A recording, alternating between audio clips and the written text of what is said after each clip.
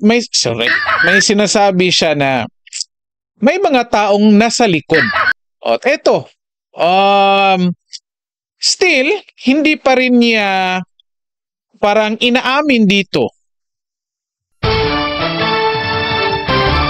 Okay, maraming araw po sa inyong lahat and welcome po dito sa ating Tatabunon PH channel mga kababayan. And nandito naman po tayo para sa ating panibagong reaction video ngayon mga kababayan. Ngayon po ay April 29, 2025. Palapit na po ang pagtatapos ng buwan mga kababayan. At ito pag-usapan natin kasi ngayong araw na ito si Imee Marcos mga kababayan. Nagpa-press conference siya kasi naglabas siya ng further findings. Further findings doon sa iniimbestigahan doon sa Senate hearing ng Committee on Foreign Affairs na kung saan si Imee Marcos yung chairman. At ito ngayon mga kababayan, ito yung tanong natin ngayon. Imee Marcos binubudol rin kaya ang mga Duterte supporters? Ito yung katanungan natin dito mga kababayan. Kasi dito may papakita tayong video dito at pag-uusapan natin ito. By the way, bago natin umpisahan, may papakita tayo dito. Dito ay matapos ito during sa press conference, matapos niyang presenta itong findings niya at tinanong siya dito ng mga reporters mga kababayan. At ito, by the way, ilagay lang natin sa tamang context ito mga kababayan para hindi tayo magkamali dito. Okay, bakit natin ito pinag-uusapan? Kasi mga kababayan, nung una sinabi ko sa mga nakaraang videos natin, parang binura na natin si Imee Marcos sa listahan natin.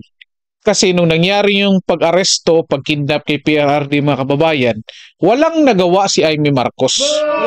Di ba? At ngayon, nagdesisyon nga siya na kung saan mag-imbestiga dito. And of course, nagpapasalamat tayo sa kanyang ginawa doon sa pag-imbestiga at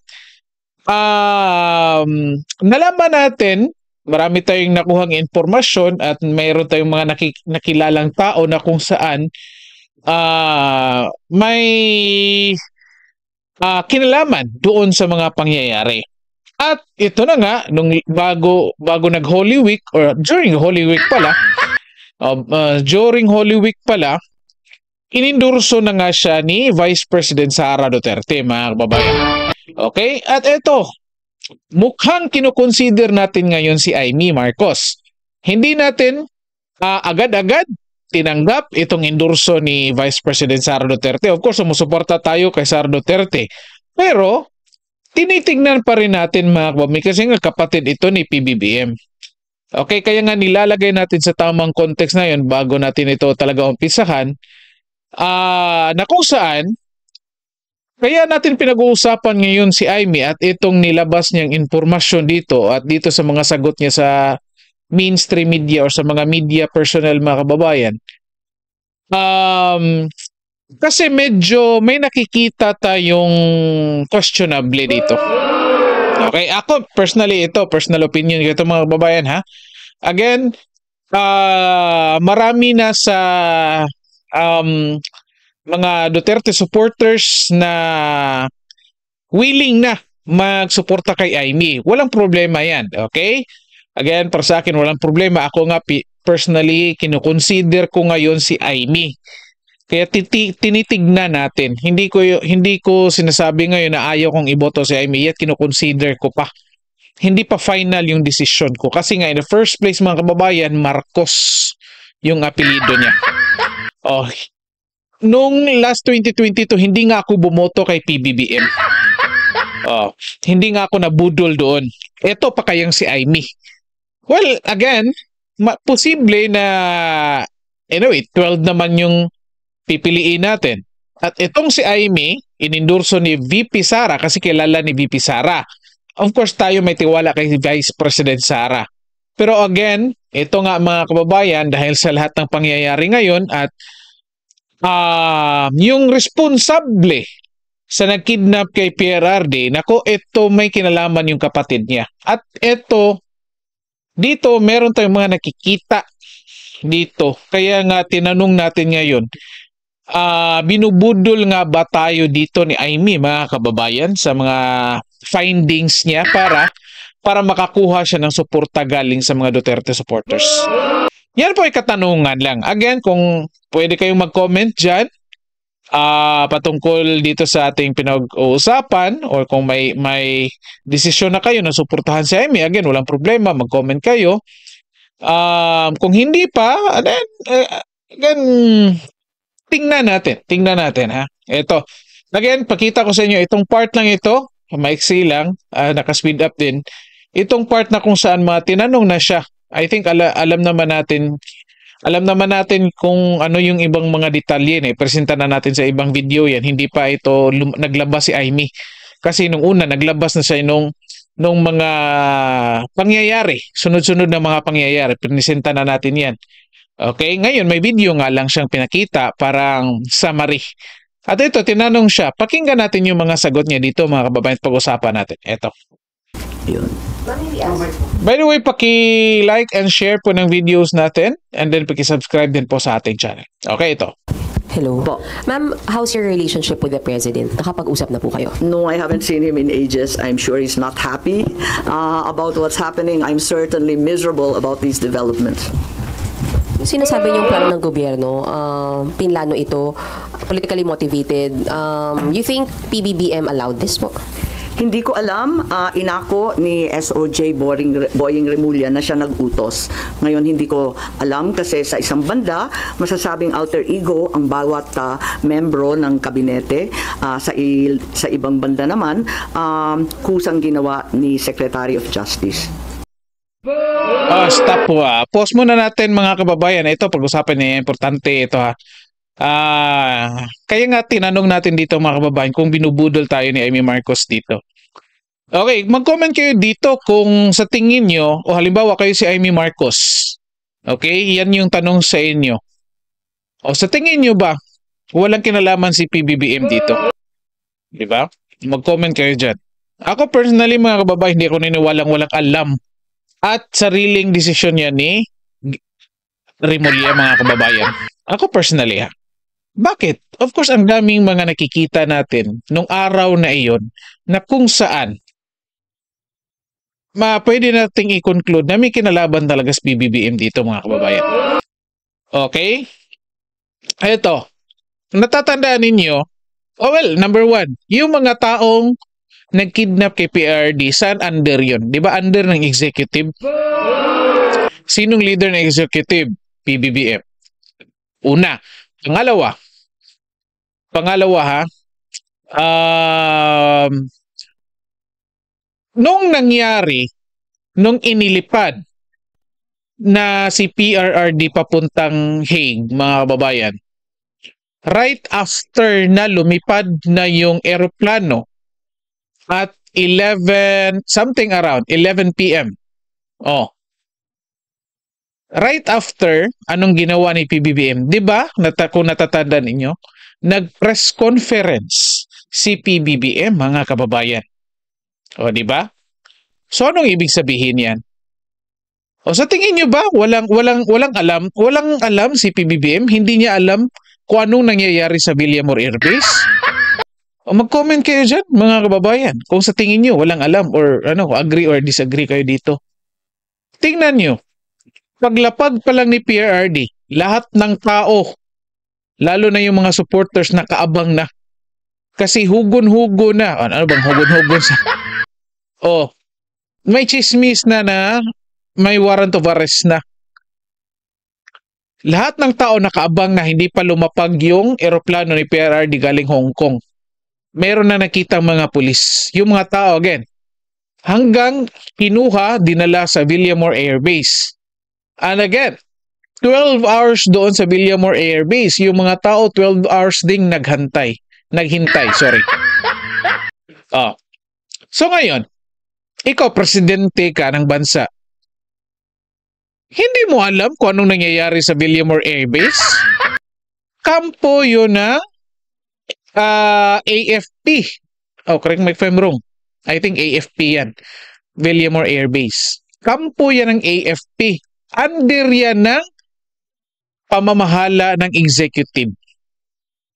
12 hours yan. Okay lang kung 30 minutes na may kaguluhan doon, 30 minutes lang. Hindi mo nalaman kaagad. Nalaman mo right after 5 hours. Okay lang, maintindihan natin yan. Pero isipin nyo, 12 hours nandoon. Merong komosyon doon. Merong mga tao sa labas, naghihintay. Diba? And yet, ngayon, hindi ka naniniwala na yung kapatid mo may kinalaman doon sa pagkidnap kay PRRD? Oh, comment kayo dyan mga kababayan. Kasi daw, inako ni Boying Rimulya. Yan yung pangalawa, mga kababayan, ha? Again, nag-press conference ka agad. Ito, pangatlo. Yung eroplanong ginamit, nalaman doon sa Senate hearing, again, napapasalamat nga tayo dito kay Amy dahil sa Senate hearing, nalaman natin na yung eroplanong ginamit ni PRRD papuntang Hague ay suki na pala si PBBM dyan. Palagi na niyang ginagamit yan sa mga biyahe niya. Oh, di ba? So ito, may tatlong rason tayong nakikita dito mga kababayan na kung saan medyo ako personally nagdududa pa rin ako dito kay Amy mga kababayan. Oh, medyo malaking tanong pa rin. Mukhang binubudol tayo dito. Ako, natatakot ako dito mga kababayan. Natatakot ako personally kay Sara, para kay Sara Duterte. Okay, again, may tiwala tayo kay Sara Duterte, pero ako, questionably pa rin yung tinawala ko dito kay Amy Marcos mga kababayan. So, parang na-trauma na tayo. I think, comment kayo dyan kung agree kayo dito. Na parang na-trauma na tayo dito sa ginawa ni PBBM, dito kay Sara, na ginamit lang niya si Vice President Sara Duterte para manalo doon sa presidential election. Kasi nga, nung tumakbo siya ng vice presidente under ni Miriam Santiago, noong 2016, tinalo siya ni Lenny. So alam nila na hindi siya mananalo bilang presidente kung hindi magtatandem kay VP Sara. Okay? And anong nangyari ngayon? Eto na nga, ang gulo-gulo na. Kaya nga parang, nako, kasi kinatatakutan ko dito mga kababayan. Baka pagdating ng araw, sabihin natin mananalo si Amy at may nakaambang impeachment. At alam natin, may pera dyan. May ginagamit na pera ng taong bayan. Yung nga sinasabi nilang FLR or for later release. Oh. So mukhang sa tingin natin, ito lang, I hope mali ako dito sa, ano ba to? Parang prediction ko mga kababayan ha. So most likely, meron silang makukumbinsing mga senador, lalo na kung hindi galing sa PDP Laban, na bumoto na i-convict si VP Sara. Diba? At kung sa tingin, yun nga, posible nga kung sa tingin ni Amy na makukonvict si VP Sara, malaki ang chance na parang opportunity na ito ni Amy na bumaliktad kasi wala nang opportunity si Sara Duterte kapag na-convict. Wala nang opportunity si VP Sara na tumakbo ng kahit na anong posisyon sa gobyerno. Kaya most likely, posible, malaking chance na i-convict niya kasi wala na. Parang, nagamit na kita, tapos na. Parang ganyan. Yan po ay prediction ko lang. I hope mali po ako. Okay? I hope mag-comment kayo dyan. I hope po mali po yung prediction ko dito kay Amy. Yan lang po ang kinatatakutan ko. Kaya nga pinag-uusapan natin dito. At sana mag-comment kayo para marinig natin at malaman natin kung ano yung sa loobin ninyo dito kay Amy. Lalo na dito sa mga sagot niya. Kung saan pinagtatakpan pa rin niya hanggang ngayon yung kapatid niya. Di ba?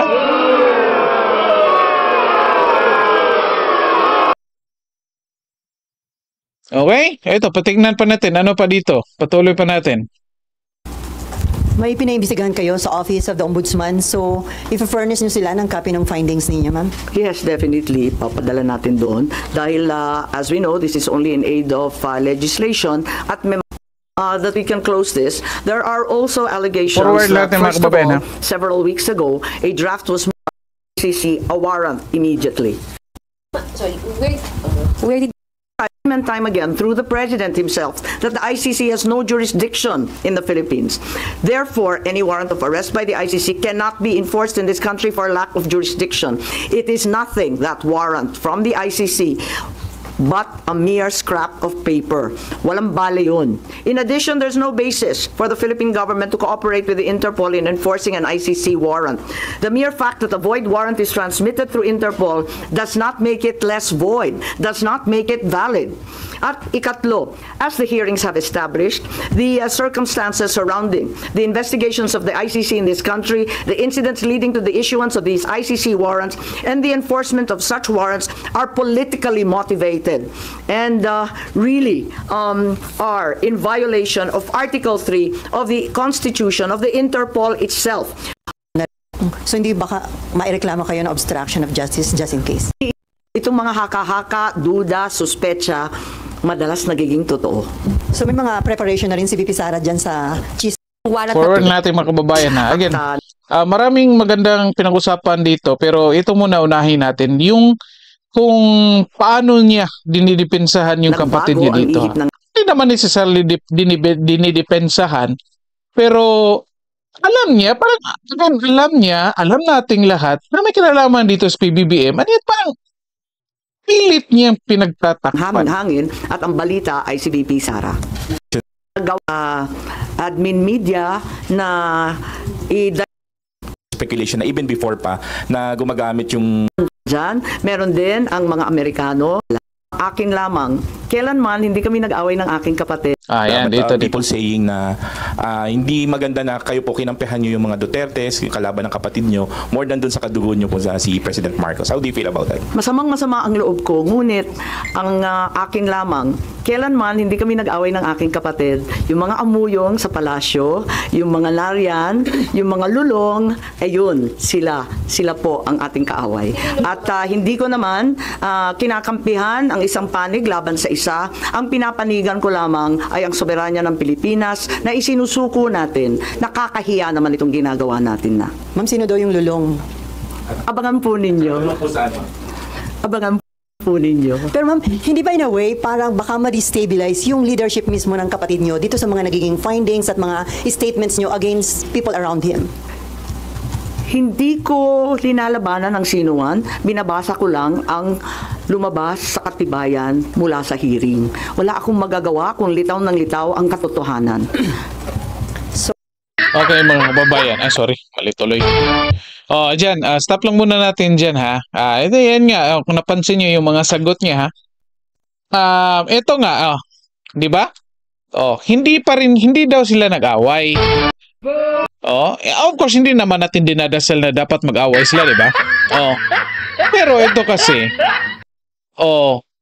kung natatandaan ninyo, again, balikan natin yung nangyari. 12 hours doon sa Villamo Air Base. At ngayon, sinasabi na Amy Marcos, parang again, dinideny niya na may kinalaman or parang walang kinalaman kasi merong ibang tao. Yan yung pinapalabas niya dito. May lulong. Ewan ko lang kung lulong or lulong. Hindi ko maintindihan yung word. Kasi parang ibig sabihin yata lulong or kasi yung sa GMA na yung buhaya, di ba? Hindi ko lang alam or ano ba ibig sabihin ng lulong. Kasi lulong parang addict, parang ganyan. Addict sa laro, addict sa ganito, parang ganyan. Lulong sa droga kaya. Hindi ko lang maintindihan. Yet may sinasabi siya na may mga taong nasa likod. Eto. Still hindi pa rin niya parang inaamin dito na talaga yung kapatid niya na si PBBM ay involved dito. Pinagtatakpan pa rin niya na kung saan may mga taong nasa likod ni PBBM ang nag-utos sa mga tauhan ni PBBM. 'Di ba? Kahit ano pa man yan, kahit attempt na pinagtakpan niya, still, punta pa rin doon yan sa kapatid niya na si PBBM kasi si PBBM yung presidente. So kung sinasabi niyang merong mga taong nasa likod nito, lalong sinisira niya dito si PBBM, di ba? So, ini-expect natin na ang nagpapatakbo ng Pilipinas, ang presidente ng Pilipinas, based doon sa mga pangyayari na sa atin ngayon, ay hindi pala si PBBM. O sino kaya? O abangan daw. Buti sana, well again, kaya nga sinasabi ko dito nung umpisa pa lang mga kababayan, kinoconsider natin ngayon si Amy. Okay? Medyo ilang araw pa bago maghalalan mga kababayan. Hintay-hintay tayo dito. Baka meron nga itong ilabas na mas mabigat na impormasyon. So yan yung hinihintay ko rin. Kasi itong mga impormasyon na further, sinasabi niyang further findings, I think lumabas na ito dati. Diba? Ang nagbago lang dito, ang na-add lang, ay yung Oplan Horus na dokumento. Diniscuss na din natin yan sa isang video. Oplan Horus. The rest, other information ay napag-usapan na. Alam na, naintindihan na ng mga Duterte supporters yan. Yung mga inilabas ngayon ni Amy. Diba? So, para sa akin, medyo walang bago or konti lang. Yun lang yung Oplan Horus. Na lumabas yung dokumento, yung detailed na mga steps or attacks, how to attack the PRRD or the Dutertes, mga kababayan.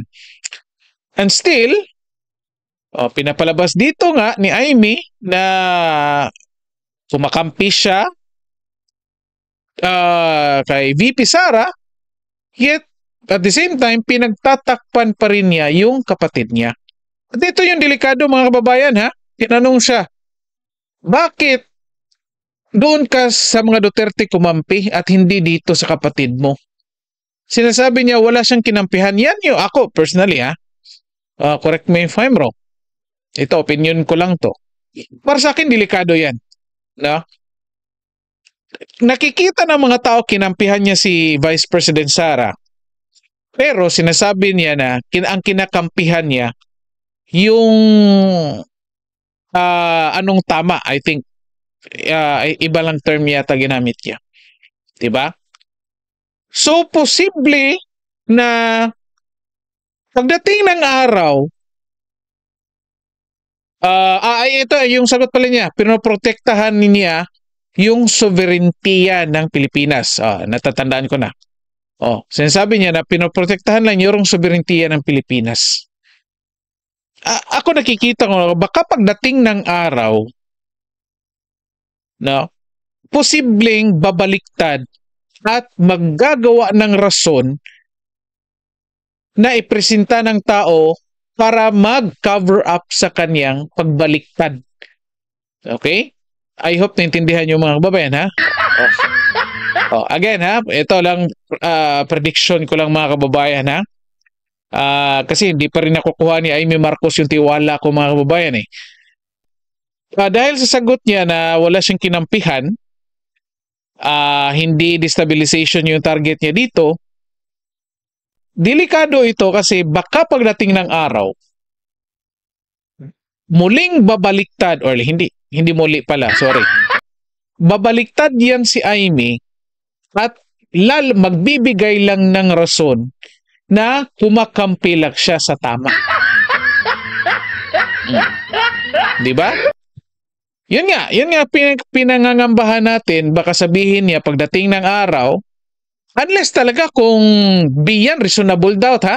Oh, matatanggap natin yan. Again, sabihin natin, lagay natin sa actual situation, sa impeachment trial ni VP Sara. Oh, what if merong reasonable doubt na i-convict si Sara at karamihan sa mga senador i-convict siya kasi nga may FLR or for later release na pondo. At kung makikita ni Amy na kung makonvict si Sara, hindi na makatakbo yan, hindi na niya magagamit yan para sa kanyang political career, posibleng buboto yan na i-convict si BP at posibleng maglalabas ng rason para lusutan yung kanyang pagbaliktad.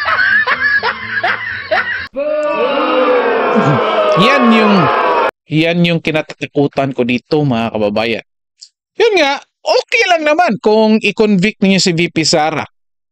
Kung talagang beyond reasonable doubt yung kaso niya.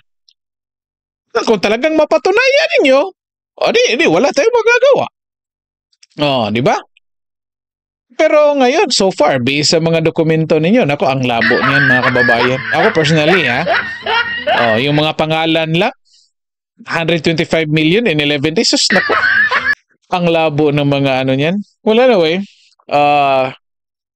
eto na nga, mga kababayan, mag-comment kayo dyan. Anong masasabi nyo dito kay Amy Marcos? Dito sa kanyang mga sagot.